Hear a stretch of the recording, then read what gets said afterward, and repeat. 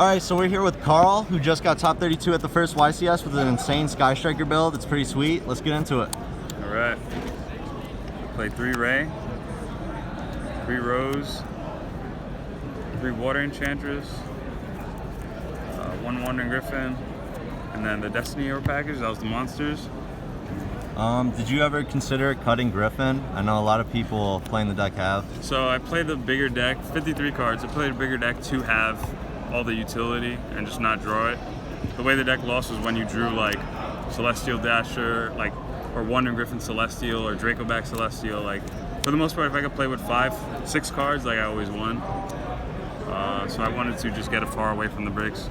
And then the idea of the deck, a lot of the cards are similar concept, but right package, Dracoback, 1 Fabled Adventurer, 3 Droplet, 3 Chalice, 3 Tactics, 3 Prosperity, and 3 Mystic Mine. I said this card for the end.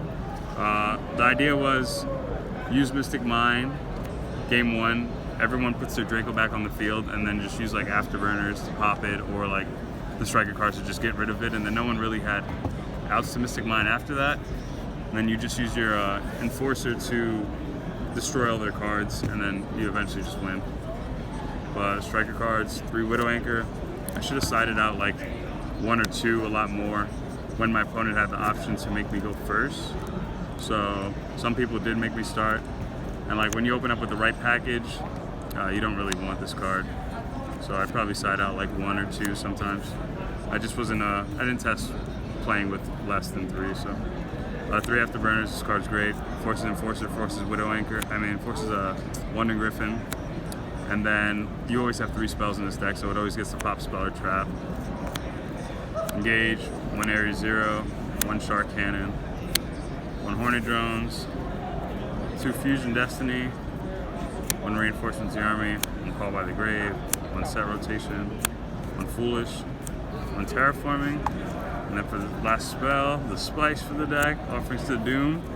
This card's just a quick effect pop. No one like really reads it, and against Prank Kids, like everyone just assumes your back rows are Sky Striker cards, and then when it's like this, Chalice or Droplet, like on top of the Wandering Griffin or DPE, just catches them really off guard.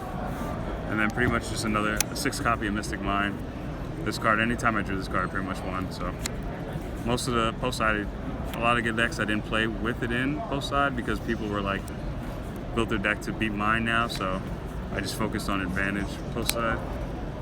And then side deck, triple Book of Moon.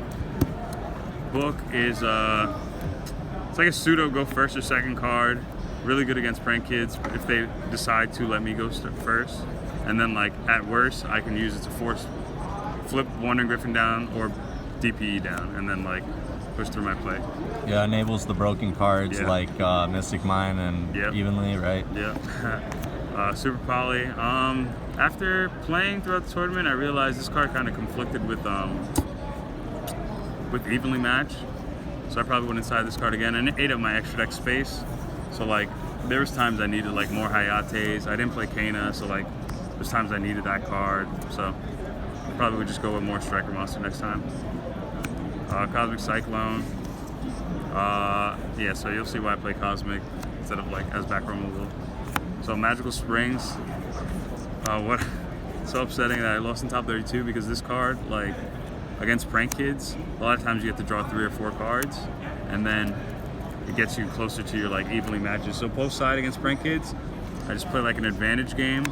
I side out like Prosperity because when you're playing against Prank Kids, Prosperity forces you to go 1 for 1. You don't get any way to like draw cards or get advantage, or like your engage can't draw. So you need to actually, you can't play 1 for 1 with them going second. It just doesn't work. So like this spring gives you advantage, like a lot, 2 to 3 cards, and then Evenly Match takes like their entire field since they're forced to take the token. So pairing Evenly with like Droplet or Chalice or Widow to like negate DPE, and then obviously you force the Wandering Griffin if they have that, and then you just get to clear their entire field a lot. Extra deck.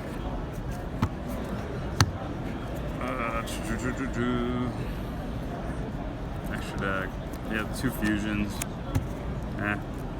This was in case like there was some Baron Phoenix Enforcer deck, but those decks aren't really real against this. You have a bunch of ways to stop Scythe in this deck, so probably wouldn't side fusion Super Poly again or Super Poly targets. 1 DP, 1 Wind Charmer. This is for whenever my opponent opened up Baron, I just ended up beating them with it. I get to bring them back using Hayate, Tactics, take it sometimes. Shark Cannon, bring it back, pop, bring it back again, pop, then like attack for game. Dark Charmer for DP, Anaconda to summon my DP. 1 Access Code, 1 Link Spider, 1 Hayate. Kind of missed the second one. Definitely put it in instead of these. 2 Shizuku, and you don't need more than 2 of this card. 3 Kagari. You can argue 2 Kagari, but better safe than sorry. Just play the 3. And then 1 Zeke. And then my tokens, I use Nib tokens just to subconsciously like make people think I played Nibiru. And then Sky Strikers. Mind games? Yeah, so. All right, so any shout outs you want to give before we go? Yeah, shout out to Dominic Couch, Christian Georges helped me build a deck. And shout out to YCS Daily as well, of course. And yeah, I needed more testing with this deck. This was definitely the best deck of tournament, I would say for sure. I just didn't play enough with it, but yeah, it's like some intricacies. Yeah. All right, well, thank you so much. Have a good one. Thank you.